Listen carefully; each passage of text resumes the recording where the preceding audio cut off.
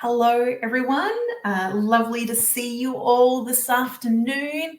As you can see, we've got 5 eyeballs here. That's delightful. I hope that you guys have been having a great conference. My name is Emily Craven. Today, we are going to be talking storytelling and using that to build empathy. I have some slides that I can share with you. But to give you a little bit of background on myself, I am an Australian living in Canada. I live here in Edmonton, where the John Humphreys Centre is. I've been in Canada for around about 5 years, and my background has been in publishing and storytelling. So a lot of the work that I have been done is around interactive storytelling, building empathy using stories, building community using stories, building social impact using stories. And so today is really about giving you some inspiration around how you can use storytelling to further the impact that your organizations have and to further impact of just human rights in general.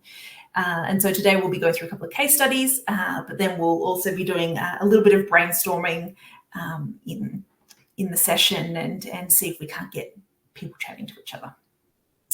So I will very quickly share my screen here.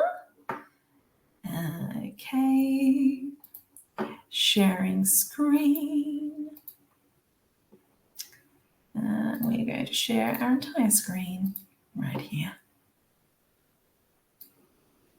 All right, brilliant.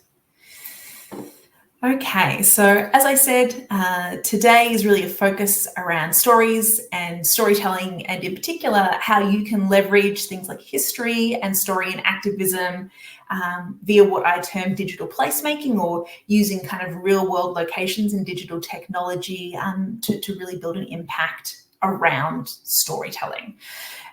So there are many examples of history and protests being erased by the mainstream in books and games, in education and media. And as a result, there are many persecuted groups who don't see themselves as being represented as a part of history or of the stories that are being told today.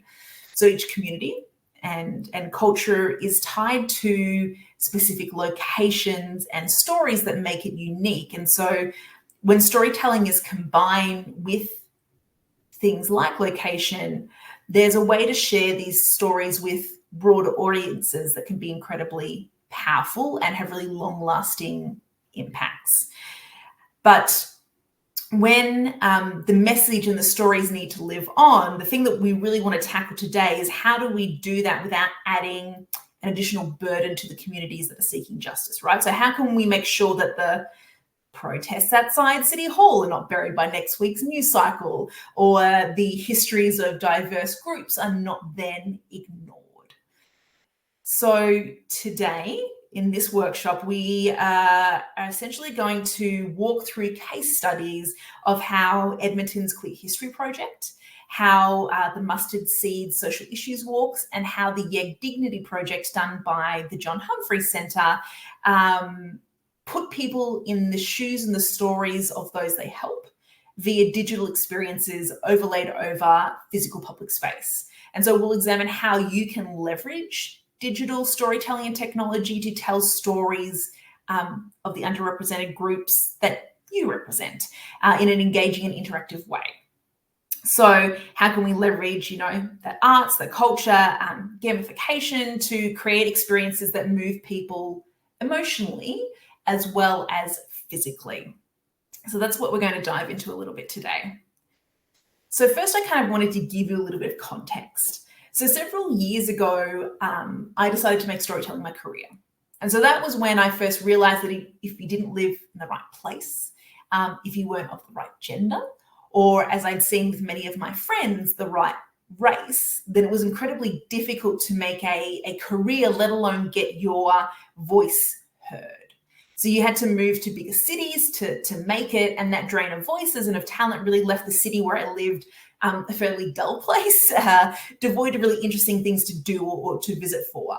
And I've spoken to many cities since then, many organizations, urban planners, nonprofits, culture makers, and found that there was this shared worry that what makes their communities vibrant, so their stories and their culture, was draining away, and that marginalized voices were told just to integrate, right? To forget what makes them different and to accept the norm, our current kind of pre-created global narrative. And so when people think about stories, they think of books, they think of movies, they think of games, they think of media, they think of social media, right?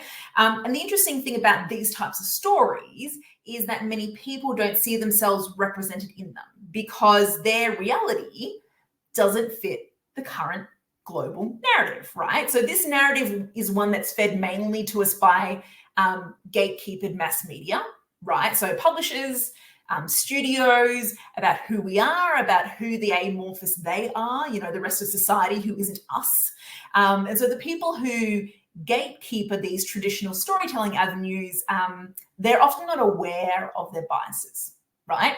So they cite business as an excuse. This type of story, this type of character, this type of narrative just doesn't sell well, when they don't really have enough data to back that up, right? And with each new us versus them, with every diverse story passed over because there's no market, the political, cultural, and economic divide, it just gets bigger, right? And so then, we threw COVID into this mix, and suddenly small businesses were folding, society is dividing rather than coming together, and industries that fostered sharing and learning and exploration of experiences different to our own, industries like arts and culture and events and tourism, all of those were on indefinite hiatus, right, in that kind of pandemic-dominated world. And so when we look at this, we say, okay, how do we increase empathy between race, culture, politics, whether it be for people, for cities, for organizations? So how do we foster conversation? How do we build connections and unlock vibrancy, both cultural and, economic as well, in our cities? And how do we do this in a way that solves these problems, not only during tough times like the pandemic, but far beyond? And so many people turn to blogging or YouTube or social media to tell these missing stories, but then these pieces often get touted as opinion rather than what they frequently are, which is an attempt to kind of take back your narrative. And so I would argue it's because these digital methods of telling stories have been, for the most part, really passive in a way that stops them short of initiating kind of a broader conversation, right? Because if we look at the stories that have truly captured us in our lives, they are the stories that invite you to step into them and to interact with them and to connect on a deeper level than just the consumption of the story. Because the best stories go beyond consumption, they go beyond self-reflection, and they instead demand a response. So whether it's playful, whether it's emotional, whether it's creative, or whether it's an action, right? And so I decided to do something that on the surface looked incredibly silly. I gathered some storytelling friends together and we created real life choose your own adventures. So stories of alien invasions, of spies, of mystery. And these were stories that you could access on your smartphone. So they only opened if you were in the right place. And they took you on a tour through a city that you would never find in a guidebook. And they tasked you with becoming a character in the story. So interacting with your environment and the things that you walked past every day but never actually noticed, and changed based on the choices that you made as a participant. And so we quickly realized that there was a power in geolocating stories and literally making you walk in the shoes of another person, because locations have power. When you are physically there in a space presented with a story that is happening right there, it is so close you can almost touch it. And all of the most powerful stories in your life are inextricably linked to a specific place. So where you had your first kiss, where you learned to ride a bike, where you learned to love, where you learned to hate, to judge, or to forgive. And the power of location, of combining it with story to make a massive impact. And it makes a massive impact on economies and communities, but it's also used in really powerful ways such as a stream of academics, which is called narrative mapping. And so narrative mapping is a fairly new concept that involves collecting the stories of a community and then mapping them onto real world locations. So by building up maps of places that hold gravity for that community, that contribute to their belonging and their sense of identity, and then contextualizing that to identify with those collected stories, right? So you can determine everything from where you should build a development or a community center to what policies or proposals for social change or infrastructure development are most likely to be accepted by the community themselves. But it also gives you a window into what many different types of people call the same place. They all call similar locations theirs. And how do the stories that connect us to the world around us, to those locations and to each other, we can show how they aren't actually that different, right? And so if we take that narrative mapping idea further, then it's kind of urban planning and policy roots, right? And we look at this method of geolocating stories as a new untapped storytelling format for engagement, then the possibilities get really interesting, right? Because as soon as you start to explore the effects of this, it becomes very clear very quickly how the sharing of location-based stories with the public can literally change the vibrancy of a city. So stories in a particular location are the roots of patriotism. They bind communities, they connect people, and the telling of them in that visceral 4D landscape of public space gives those who engage with this combined kind of digital, real world experience not only a mental connection, but a physical one. So this is the advantage of locative storytelling over passive storytelling. It gives us the power to humanize our country, our people, our homes, our culture, and to really build a bridge of understanding. So far, the consumer-facing applications of this type of storytelling, this kind of geolocation and digital storytelling experiences, it's been mainly used to urge people to collect imaginary Pokemon in parks, which is a waste, right? It's a waste of technological potential when there's such powerful kind of societal tools and trends that bring people together and bring communities together and bring those communities to life. So that's why I created the company that I work for, Story City. So it's a platform to build kind of locative, creative economies and to allow storytellers and communities to take advantage of this powerful storytelling format that connects stories to place, to public space in an interactive and fun way. So the online platform that we have allows organizations to document and capture cultural, historic, community placemaking content and present it in an interactive way. So it's there 24/7, it engages people in the city, and it builds awareness and philanthropy at the same time. And so we made the platform to be industry agnostic, so you can use it to tell any story and location. So from self-guided food tours to theater experiences to gamified clue trails to scavenger hunts to social issues walks. So the idea is it can be used by every sector, including the nonprofit sector, to drive awareness, traffic, and to tell your stories. And while nonfiction tours is a very natural fit, almost 80% of our experiences are fictional or gamified. And so the benefits of creating those types of experiences is that you can impart real world facts or historic knowledge in a way that engages and entertains people at the same time. And so the way that it works is that you have a GPS app that takes people to a specific physical location, encouraging kind of that outdoor healthy activity to then tell that story in that place.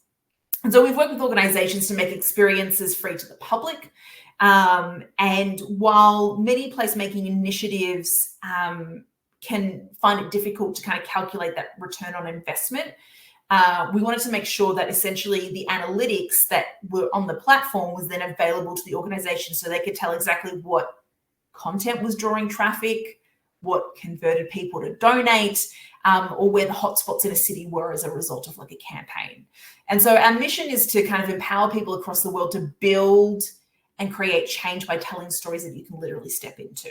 And to that end, we are not a production studio or a consultant.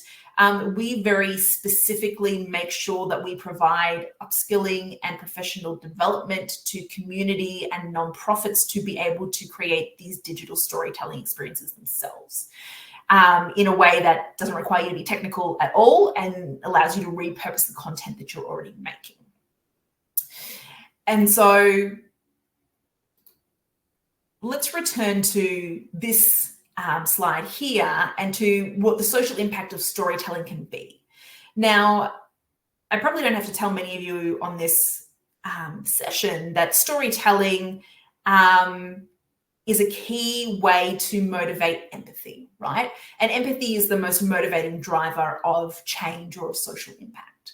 So you wanted the public to empathize with the cause that you're rallying support for.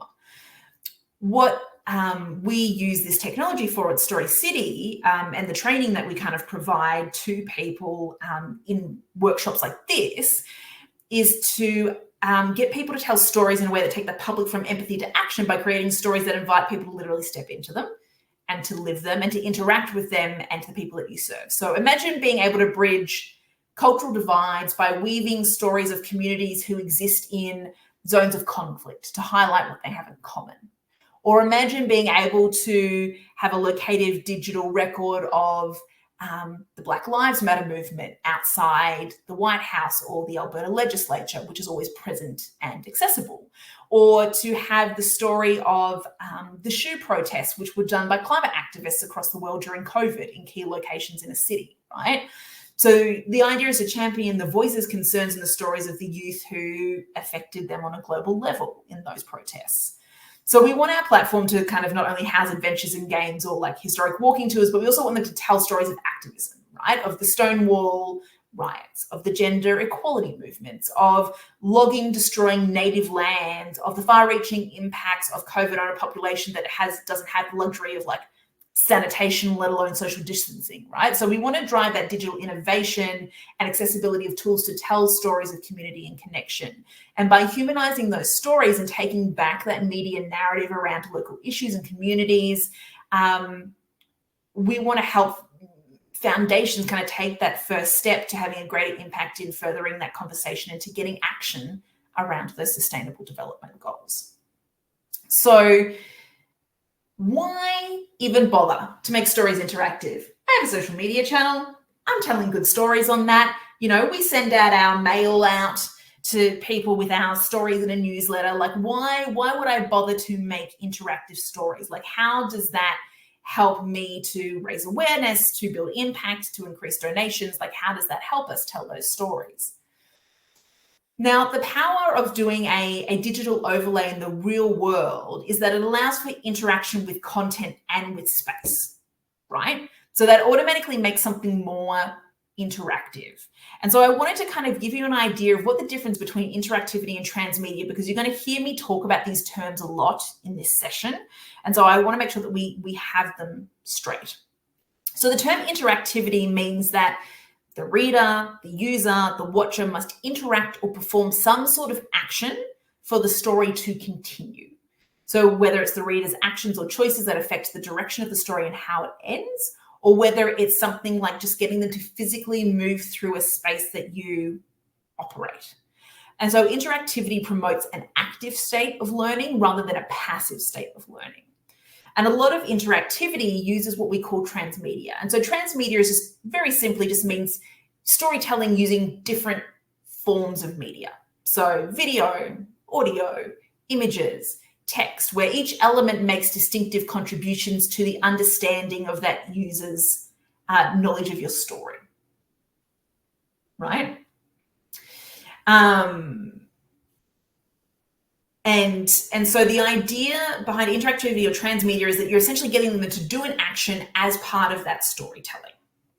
So to kind of give maybe some thoughts or some context for people who are in this area, drop in the chat when you think of the stories that you've told in the past, what are your initial thoughts about how you might be able to leverage interactivity in those stories that you've told, whether it's the use of public space, whether it is using something like getting people to select between one story and another, right? So what are the different ways maybe that you could have invited people to interact with that story in some capacity?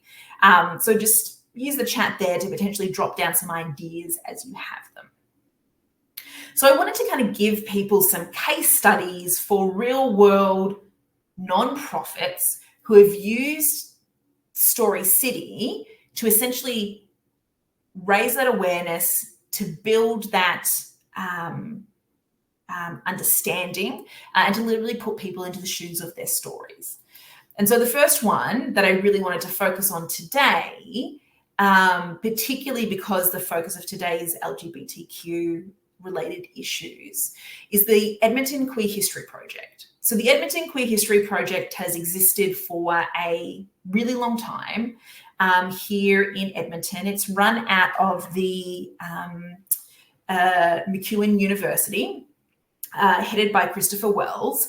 And they sort of combine research and storytelling to collect the stories of Edmonton's queer history. And so they've done it in a bunch of different ways. They have done physical walking tours through Queer History Month. They had a self-guided map that they used for a little while.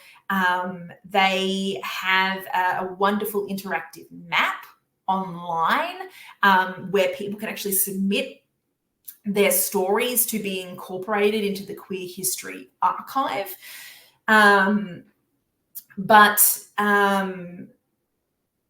In addition to all of the multiple ways that they have activated the community, whether it has been via events or online maps, is also by having a self-guided Edmonton Queer History walking tour through downtown Edmonton. And so there are actually 2 loops that you can do through the downtown using Story City. It's completely freely available to the public, and it essentially takes people to different locations in the downtown core that have a significant queer history attached to them. And so in each of those locations, they've put things like archival images, they've put things like archival research. They did an augmented reality project with various drag queens in the city, where they produced several videos, which they had used with QR codes at the time, but then they repurposed and put them into Story City as an introduction to that location and the queer history in that location, the queer culture in that location. And eventually they're going to be adding audio into that as well. And so it's through walking tours like that, that we uncovered stories about the first, about a trans bank robber who was based out of Edmonton, who started robbing banks because after they transitioned, they could no longer get a job, right? And so they would take those kind of really interesting, unique stories about the community, whether it's stories of celebration or stories of persecution, and would then contextualize that and actually get you to walk from one spot to the other. And whether you were watching the video that was set in that place, whether you were listening to the narration of personal stories from people within the community, the idea was to get you to step into that history and actually live it. And being self-guided, it was available 24/7, and anyone can literally go out there and do it. So if anyone is in Edmonton for the conference, you could literally go out there right now and you could walk this walking tour right now.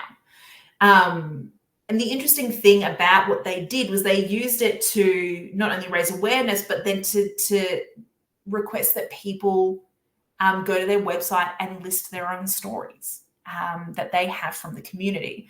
And we've then had people take these archival stories and then turn them into choose your own adventures, where you are a a person who can see ghosts, and you were trying to help them get peace, and you learn a little bit about the queer history of Edmonton as you go through the downtown. And so they used these queer history walks and the history in the Edmonton Queer History Map to then tell this interactive story, using kind of paranormal and ghost, the popularity of kind of ghost tours to let people know about the story of Edmonton's queer history, right? So people are using very interesting ways of telling those stories, allowing people to step into those roles. And as a result, you can see exactly how many people have done that walking tour, how many people have then gone on to explore the map in Edmonton queer history. And so it gave a really kind of interesting context into that and what people are doing in that space. And it allows you to kind of have those multiple touch points where, yes, you might have the online interactive map, which can be overwhelming for people. So actually curating a physical experience gives people an experience that they can fully embody, rather than a bunch of information that they have to try and sort and figure out, right? The next one that I wanted to kind of walk you through was actually from the John Humphreys Centre. So the John Humphreys Centre did a project with the Edmonton Transit Service and other trusted partners like the Heritage Council and the Community Foundation, where they essentially leveraged the fact that murals in public space is known not only to create vibrancy, but it's also used to create and increase safety in the community. And so the Edmonton Transit Service identified one of their most problematic and unsafe kind of areas in the transit system, which is a pedway that links the city centre mall to the Churchill LRT, light rail transit. And so the Ed Dignity Project, which was run by the John Humphreys Centre for Peace and Human Rights, essentially took a 127-foot space of blank wall and created a mural that was led by artists that were diverse in gender, in race, in sexuality, and the ability to amplify those perspectives from that diverse range of backgrounds and abilities and experiences, and to highlight the history and the people that shaped Edmonton's landscape and their various connections to the theme, which was Mother Earth. And so the project began last year in November. And so they gathered all of the artists together to, share food and to learn together. And so they had an elder, Joanna Saddleback, and an artist, Lana Whiskeyjack, two Indigenous members of the community, to come in and discuss the idea of Mother Earth and how that relates to Indigenous storytelling and how that relates to Edmonton. And then the team worked together across several capacity building workshops to essentially build out these murals. And so as they were painting and doing these murals, they then interviewed each artist about their connection to Edmonton, to the themes of the project, to their own life and backstories. And they then took these videos and turned them into essentially a guided tour of this mural using Story City. And so over the course of this larger project where they installed these murals across this wall, we also then got them to share their personal stories that matched with this artwork in the Pedaway in Edmonton. And so they looked at grounding the teachings kind of in Indigenous knowledge, right? But then also to share their connection to natural history, to cultural identity, and to language within this mural. And so their goal was essentially to create a space where everyone felt that they were being seen in this one mural. And so this mural went live in June, and then just before this conference, the walking tour of that mural then went live as well, right? And so they used, as I said, a combination of videos, audios, and images and text to kind of pull that together. And there was a question in the chat here around things like vetting, but also getting approval and consent from subjects and the people who are in the stories. And so that happens in a variety of different ways, right? Sometimes stories will be presented as anonymous. So in the Edmonton Queer History Project in particular, they still have a lot of their stories and research projects that come out of anonymous stories that have been posted because the people telling these stories do not feel comfortable yet in making themselves publicly known in attachment to that story. And so in that case, as part of the stories that they collect as part of the research, they have essentially forms that request consent from the storyteller and whether or not they want to remain anonymous or they want to be named, but also giving them the email address that they need to reach out to if they want that story redacted, right? And so that's kind of how the Edmonton Queer History Project handles that. In the case of Yeg Dignity, each of these emerging artists were paid an artist fee, and as part of that artist fee, they requested essentially an artist interview. And again, that came where some artists would tell their personal stories and were happy for those stories to be shared, and other artists just talked generally about their passions around Mother Nature and those sorts of things. In particular, on Story City, we make sure that we align with the GDPR regulations that come out of Europe, in that each individual story is owned by a collective person, and that the person who is doing those walking tours, they attest to the fact that they have gotten permission from that person for the inclusion of that story within that piece, or that that piece is relevant to the theme and what is talked about within that story. And then we have takedown policies where essentially anyone can email us and be like, I do not give permission for that story to be used anymore, and we can take that story down. So that's how we tend to use it. We tend to use the EU guidelines as the core guidelines to how we do that. A lot of the stories, as you'll see in the next example that I give, tend to be anonymous, or they have the permission from the community member to share that story, to do that as part of the walking tour, and other people are happy to be that ambassador for that story and that experience as well. So all of the stories that come through Story City, they actually get checked and approved by our team, and then we have those takedown policies as a part of that. But generally, the 3 case studies that I'm showing you today, those organisers have gotten consent from the people whose stories that they have pulled from. All those stories were public knowledge within newspapers or reporting at the time of a particular story.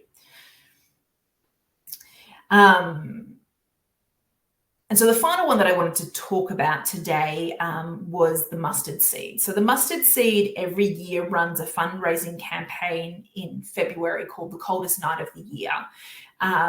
It's the coldest point in the year in Edmonton, normally in the -30s to -40s.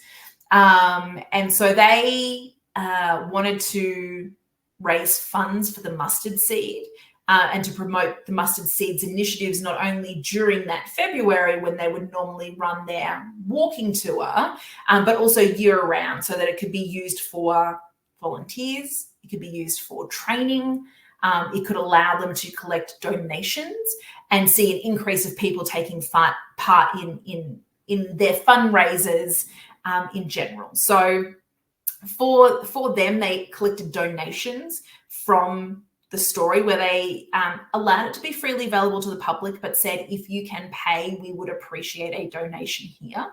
And they saw an increase in people take part in the fundraiser over previous years because it was available across the entire month and beyond that month, not just on the night that someone had a walking tour, right?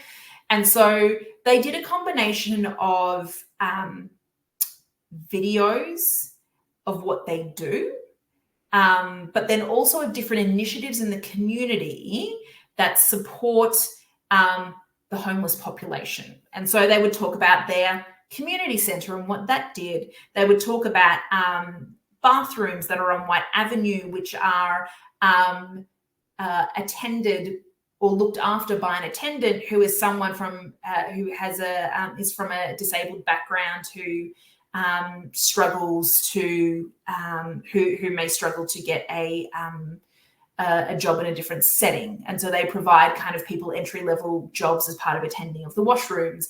And so while that initiative wasn't necessarily part of the mustard seed, for example, but it was part of different community initiatives around homelessness, around affordable housing, around Indigenous justice.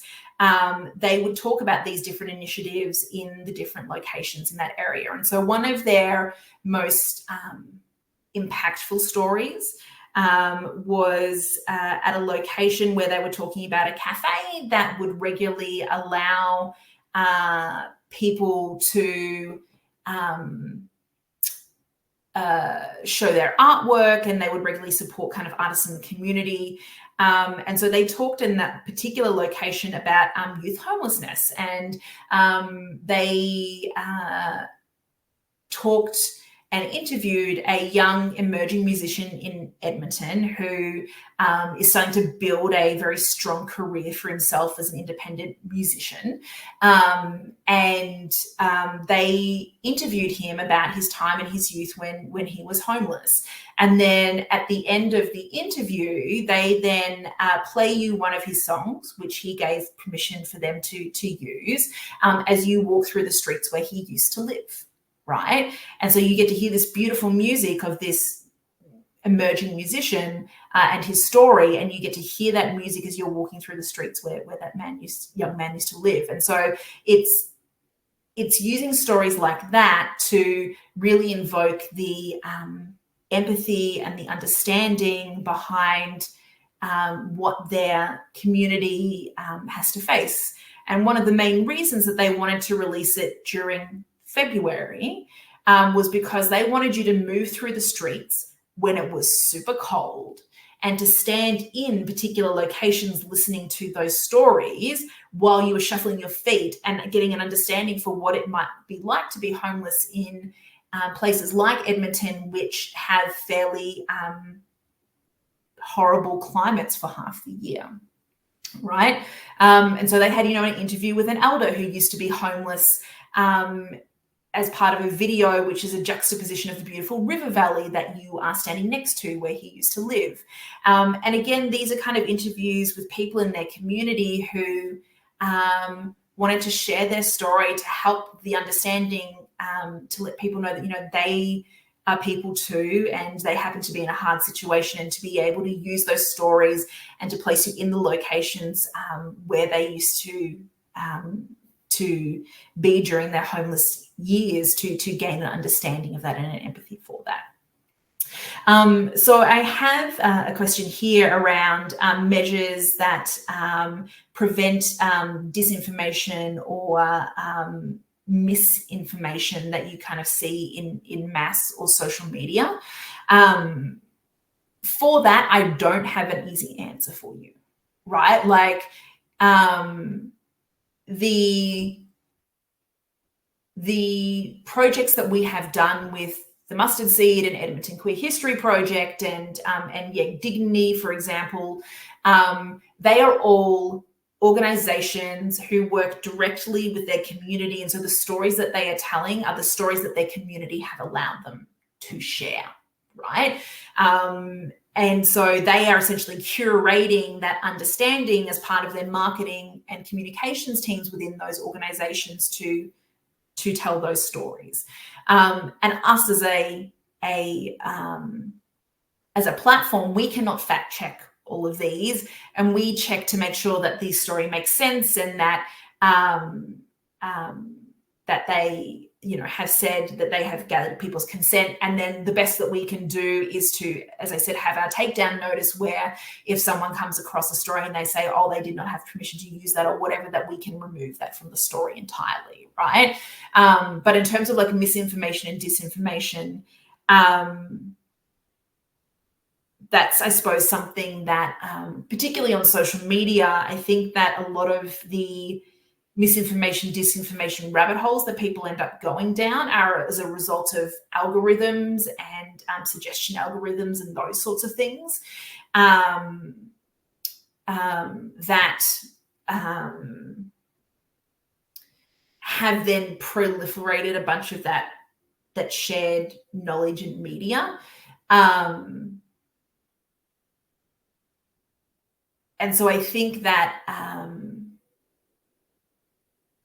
on those kind of platforms, because you have so much noise, not only do you have misinformation and disinformation, but the stories that you as organizations are attempting to tell don't then get seen. Which is why I suppose we're really passionate about taking that kind of local slant on things, because if you're standing in a physical space, you're not going to be seeing posts, misinformation, disinformation from halfway across the world, from a QAnon website, all those sorts of things. You are kind of physically in a particular location, and so that automatically limits the types of noise that you can get. But at the same time, it does mean that it kind of limits the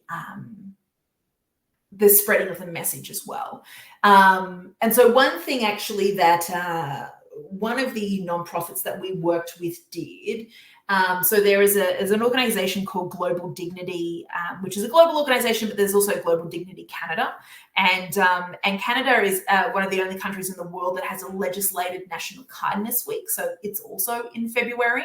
And so what they did this year for National Kindness Week was they created a simple 5-stop kind of walk, where at each stop you did something kind in a public space. And so at stop 1, you would pick up and collect rubbish around the area where you were. And then at stop 2, you would leave kind messages in chalk on the pavement. And in stop 3, you would leave behind clothing that you didn't need anymore for a person in need to be able to pick up.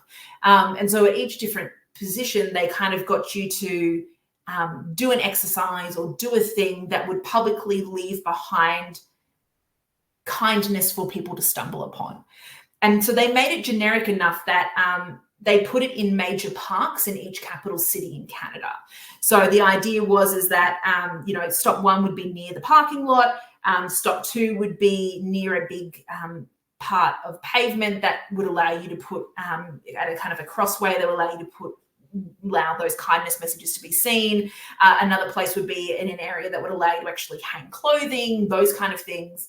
And so by having those kind of generic locations, they were then able to have a larger impact with the story and the activities that they wanted to do for that. And it meant that they could have it in every capital city in Toronto to promote that kind of kindness campaign. But again, that comes directly from the not-for-profit, right?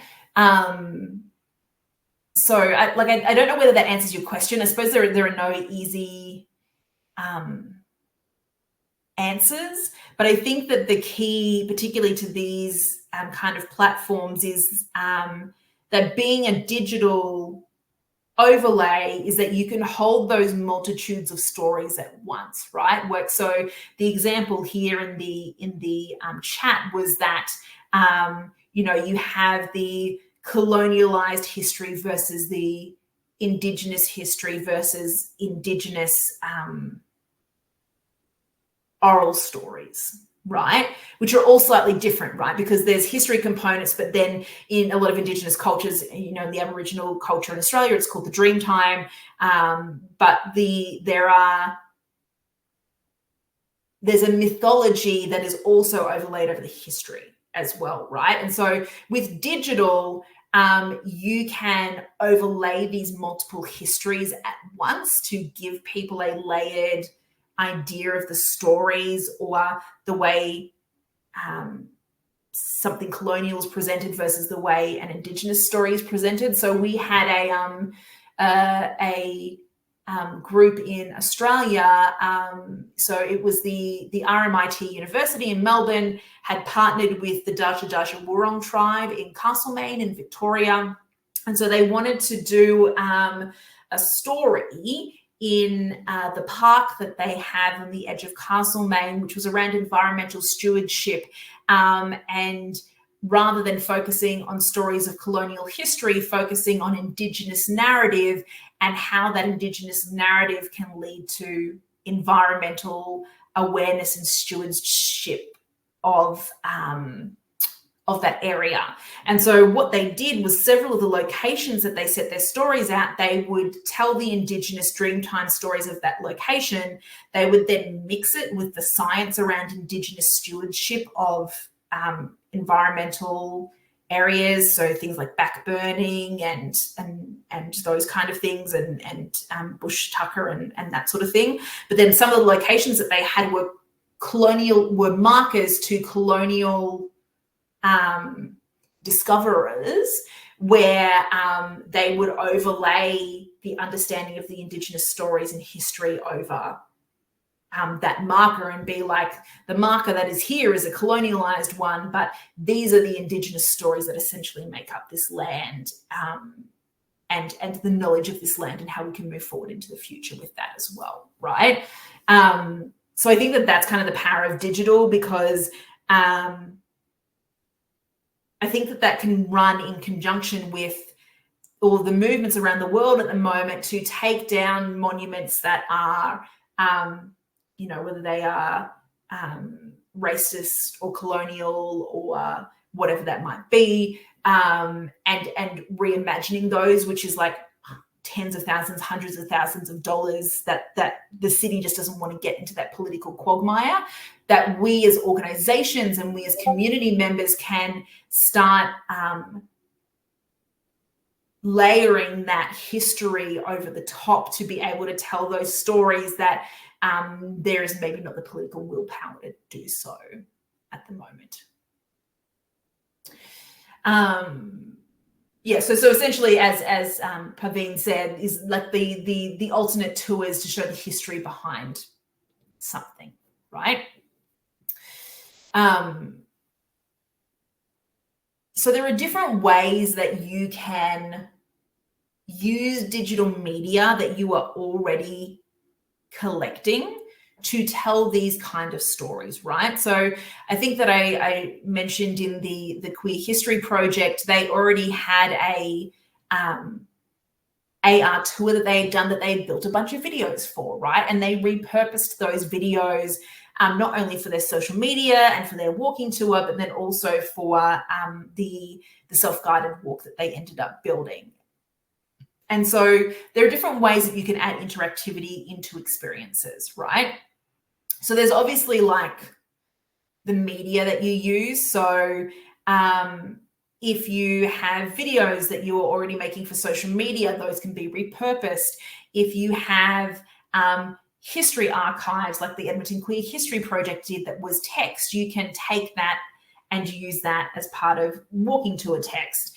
If you have performers that come in, so the YEG Dignity Project had performers from Rapid Fire Theatre doing performances as part of the launch of the murals, right?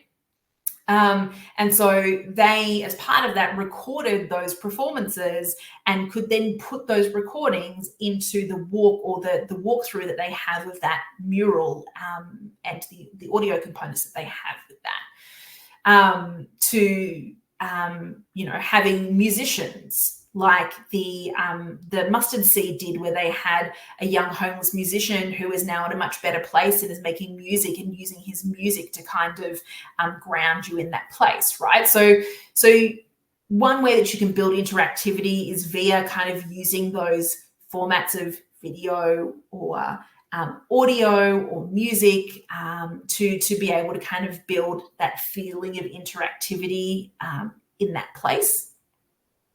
But the other way that people do it is via choice, right? So in games and gaming, we call this a branching narrative, where you give people a choice to move through a story. And so we talked about the current movement at the moment around monuments and how monuments are not representative of all stories and all people within a diverse community or neighborhood where a monument might be.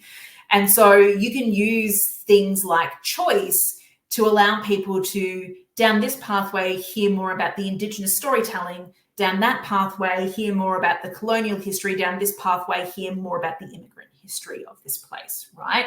And then allowing people to weave back and forth through those different histories at each location that you move to.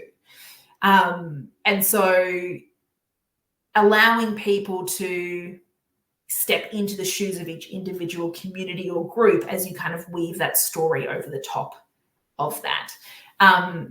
In the games that we will build with cities to help them build city vibrancy, we will use fiction in this manner where we will get you to be a character in that story making the decisions. So United Way in Calgary actually did a really interesting interactive project. It was an online one. It wasn't with us or in public space, but they essentially got you, they would present you with scenarios that people who are living on the poverty line were faced with every day. And then you would essentially, you'd be given a, $600 at the start of the week, and then you would have things thrown at you and you would have to decide how you were going to use that money. And then at the end of those choices, you would determine where, if you had been in that position, would you have ended up homeless at the end of that week, or would you have been able to pull yourself out and survive to the next week, for example. And so you can use those kind of things within this kind of physical digital space as well, where you could present people with the choices maybe that a homeless person would make every day. And so if they made choice A, they would go down one path, and if they made choice B, they would go down another path. And maybe down one path they would find affordable housing, and down another path they may find that they end up in a women's shelter, for example. And so kind of using that idea where you're giving people a sense of agency, where they can choose between learning Indigenous history versus immigrant history, for example. Just that simple act of choice is enough interactivity that it gets people more invested in a story than just passively consuming it on social media, right? Another way that you can do that, as I said, is kind of using gamification. And so gamification doesn't necessarily mean that you need to make a game of a heavy situation. It's more that you are getting people to complete an action or a challenge or some type of response is what you're asking from them, right? And so like sometimes that might be simple as getting them to answer a question, right? Like it's just a multiple choice question where you'll be like, did you know that 5 out of 10 people did X, Y, Z, or 20% of people are WXY, right? And so like they would choose which, of the unbelievable facts did they think was the truth and which wasn't, right? And so you can kind of get them to kind of just do very simple clues or puzzles or those kind of things. The other way that you can get people to interact is to get them to find something or leave something behind, right? So where in the case of Yeg Dignity, one of the things that they did as part of their gamification was look for the tree symbol in the next piece and then tap on it when you found it, or look for something that symbolizes peace on this mural wall and then tap when you found it, right? Where like it's getting people to identify symbology and elements within the artwork as part of a game, which then takes you to the next piece and you learn a little bit about the next story. In other cases, people have actually left something behind. So in the Aboriginal story that I talked about in Australia in Castlemaine, they would get people to use sticks to draw arrows or symbology in the dirt that was on the path to kind of leave something behind. To challenging people to do something. So in the case of the kindness walk, we asked people to leave behind messages of kindness in chalk on the pavement, right? And getting them to do something or say something or tell someone that they love them at that particular area, or to make up a song about keeping the waterways clean, or whatever that might be, right? And so like even just those tiny sorts of interactions can be really helpful in taking information, which in particular can be really difficult for a young person to absorb, or different generations to absorb in different ways, and building that interactivity into it rather than that kind of passive storytelling element.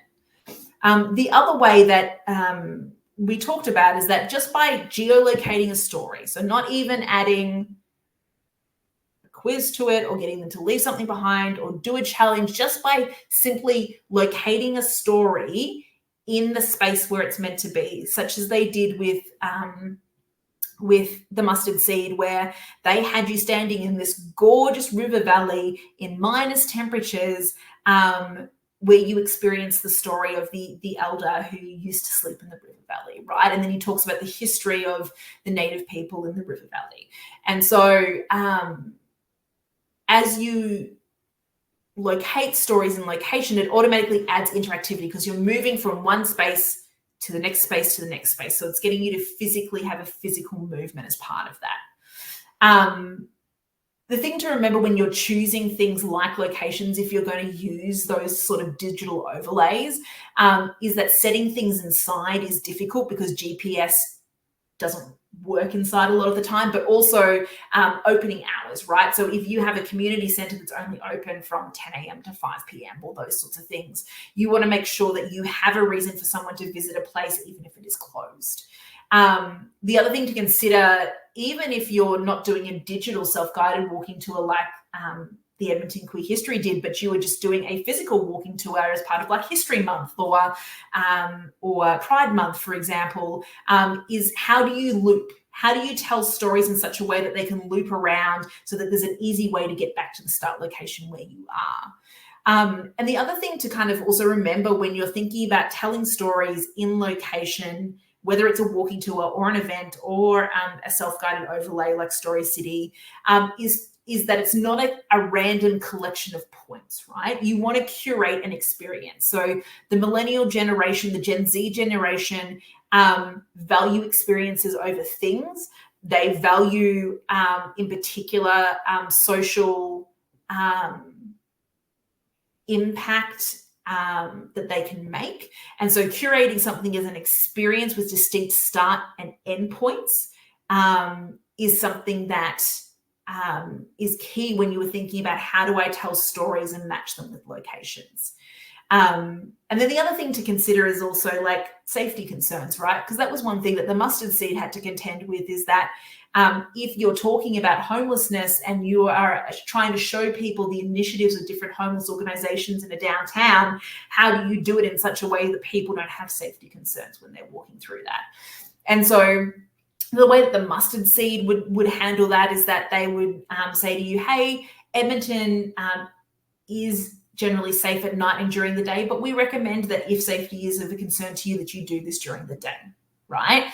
And the locations that they take you to are not only just places that, you know, is like the Hope Mission, but also are places like the murals that they have by Rogers Place and the 97th Street divide, where you have all of these shiny skyscrapers on one side, and then you have kind of more derelict buildings on the other side, right? Or where you're taken to a particular area where they talk about the youth arts that happen for people who come from a low socioeconomic background who get to come to this center, right? So they mixed up locations.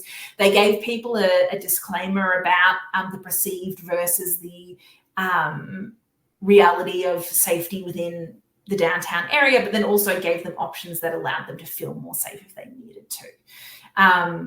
Whereas that is less of a concern for the Edmonton Queer History Project, for example. So those are kind of different things that you want to think about in terms of location and in terms of using empathy and combining stories with locations to kind of build that empathy, both physical and emotional. other organizations which have used the kind of gamified or location-based element. So I think of like rallies for cancer, right? Where organizations will organize people who have, you know, fancy cars to essentially do fundraising charity rallies, where they will take those cars to different activity stations across the city where they'll complete activities. They'll learn a little bit more about mental health, about cancer, about whatever that might be, and do that as part of fundraising initiatives for that nonprofit. And in those cases, those locations are picked based on like sponsorship partners and initiatives and those kind of things, right? So I realized that this has kind of been a lot of a information download. So I kind of wanted to step back. I wanted to give people a chance to kind of ask more questions. If anyone had any kind of loaded in the chamber, let me know. But what I was hoping to do next was kind of a bit of a brainstorm collaboration session. But I don't know whether Hopin allows for us to collaborate anywhere other than the chat. Do they, Sherry? Like, is the chat kind of the only place that people can brainstorm, or can we invite people like onto stage? We can ask people to share audio and video. Cool, awesome, amazing. Because essentially what I would like to do next is I would like to do kind of like a small kind of brainstorm, essentially, where we maybe do a quick fire round where we say, okay, like, what is your nonprofit's mission? And then how might you be able to tell stories that take advantage of specific locations, or take advantage of stories that you can tell that make that connection when you are not physically in the space, kind of giving like a tour, right? So I think that that's kind of like what I want to try and brainstorm around. Sherry, using my multiple screens here, let us figure out how we can let people in. If anyone wants to join, at the top right of your screen should be a, should say you could share your video and audio. And if you press that, then hopefully everyone can join in. Amazing. So I think, Sherry, you're the one who can do a proof. So maybe we'll bring a person in and we can like do a bit of a bit of a kind of a rapid brainstorm of a couple of different organizations that are here.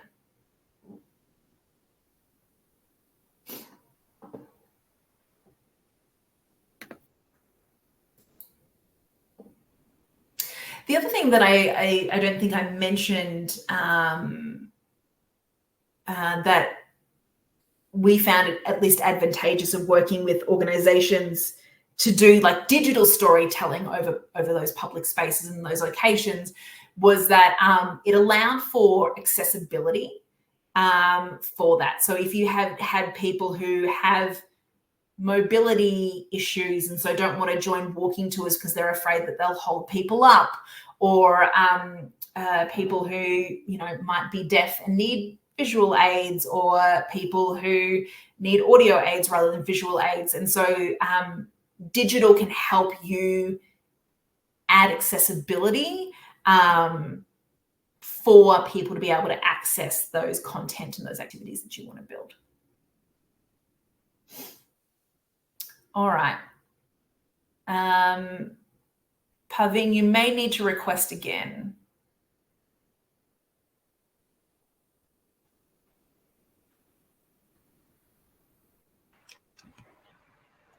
Hello. Hello. Hi, everyone. How are you? Good, good, good. Thank you so much for jumping in as the first person. Sure, no worries. It's been a really informative session. So thank you so much. I'm glad. I understand it's a bit of a fire hose, but hopefully we can kind of try and put that into practice right now. So who do you tell stories for, or who do you kind of help to represent? Sure. So I do work for the John Humphrey Center for Peace and Human Rights, but I was actually thinking, when you were presenting, even from my own personal experience, just as a South Asian woman, and thinking about, how talking more so, I think, about my community and our story, kind of coming to Canada and the South Asian experience, for example, immigrating to Alberta. And I do know in the past that there have been, for example, temporary exhibits at art galleries kind of speaking about this, but they're always temporary. So I was kind of even brainstorming in my mind as you were talking about the possibilities of creating even an experience based around that.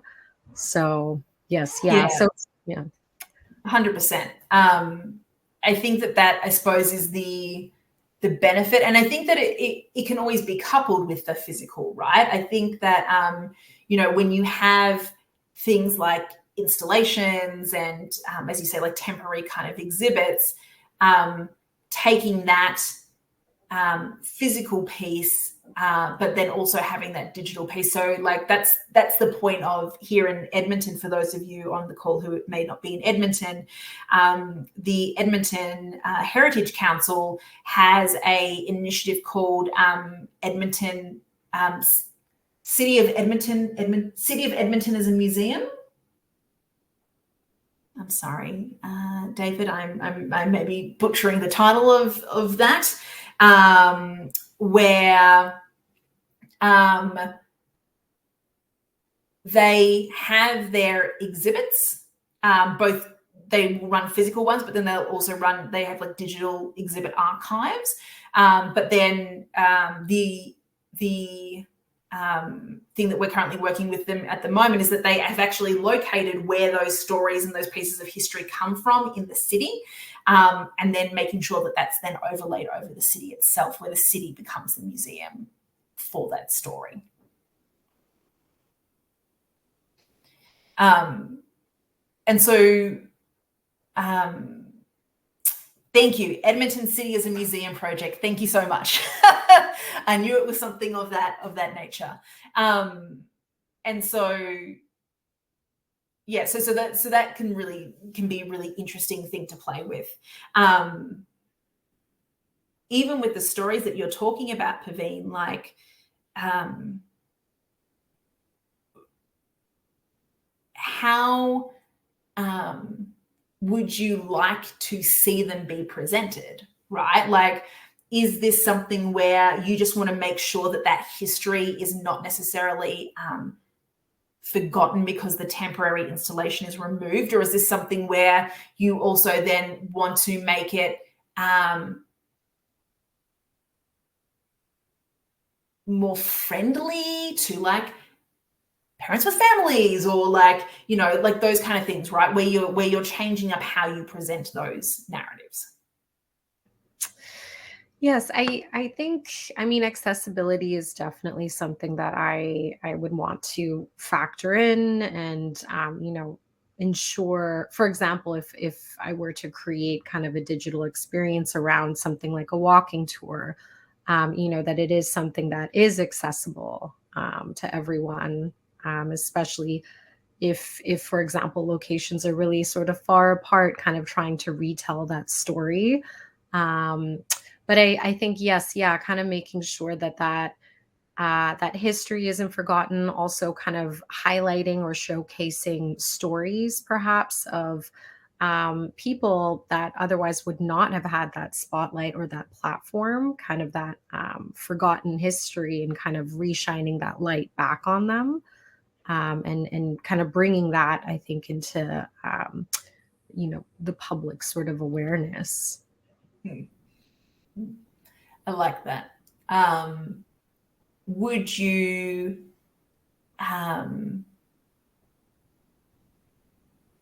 how do you, I suppose, imagine that the interactivity that is in there? So you obviously have that ability potentially using just the locations and the stories as those locations come. But are there other ways that you can see interactivity being added as a component? I mean, well, that is kind of the challenge, I think, with something like a walking tour, for example. But I mean, just kind of building off of the Yeg Dignity mural project, I wonder if there's some sort of interactive piece there, where depending upon, a series of art pieces within the city, then you kind of add on kind of like a specific sort of QR code or something that kind of then is able to tell that kind of narrative of each one of the art pieces that have been created. So I don't know. Yeah, because I do see that would be perhaps maybe a significant challenge with creating a walking tour. So Well, even using that as an example, right? Just the idea of visiting art pieces, right, and learning their stories, or visiting a location and learning its story, right? You can get people to do really simple things. So like one of the things that we spoke about with the Yeg Dignity was actually getting people to bring with them paper and pencil to actually do an art response to the murals, right?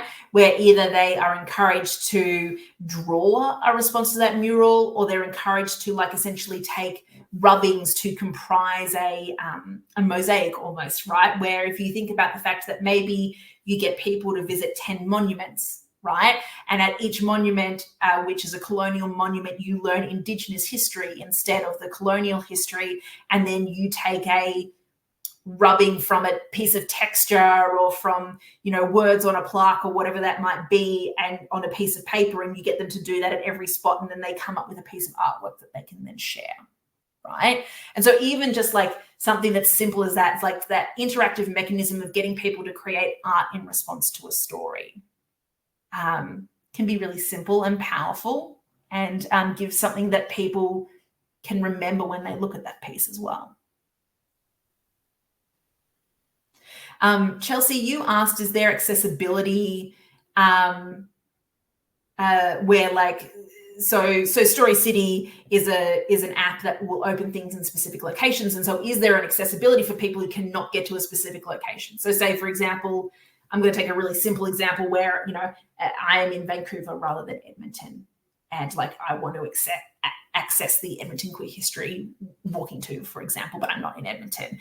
Or I am someone who has mobility issues, and someone has put a location at the top of a staircase, right, that I cannot get up, right? And so the app actually allows for two different ways that you can handle that. One is that every piece of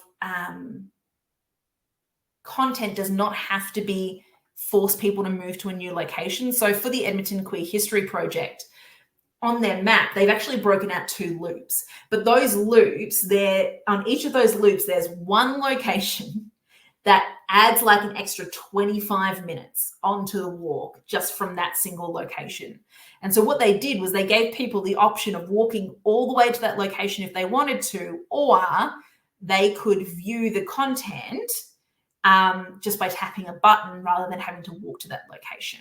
And so that then allowed people to have like a shorter walking route, but that they still get the history from that place. But the other way that we've done it is that Story City has what we term a spoiler mode, where if you turn the spoiler mode on, you don't actually have to stand physically in the location. You can tap through the map and get the experience that way. It obviously isn't as immersive because you're not standing next to that statue or the river valley or whatever that might be. But it does mean that it allows or increases the accessibility for someone, so that if someone in a communications team accidentally put something at the top of a staircase and didn't realize it, the person with mobility issues could turn spoiler mode on and tap up to that location and come back and join the route back down without necessarily having to do that. So I think that accessibility is really, really important in that case. So we do have 15 more minutes. Paveen, thank you so much for joining us on stage. Thank you so much for having me. Do we have anyone else who wanted to brainstorm potentially the stories that they are currently telling and how we might be able to turn those into interactive stories? Anyone? As Sherry said, in the top right-hand corner, you'll see a little button that says share my video and audio. And if you tap that, Sherry will get the notification to be able to add you into the screen if you want.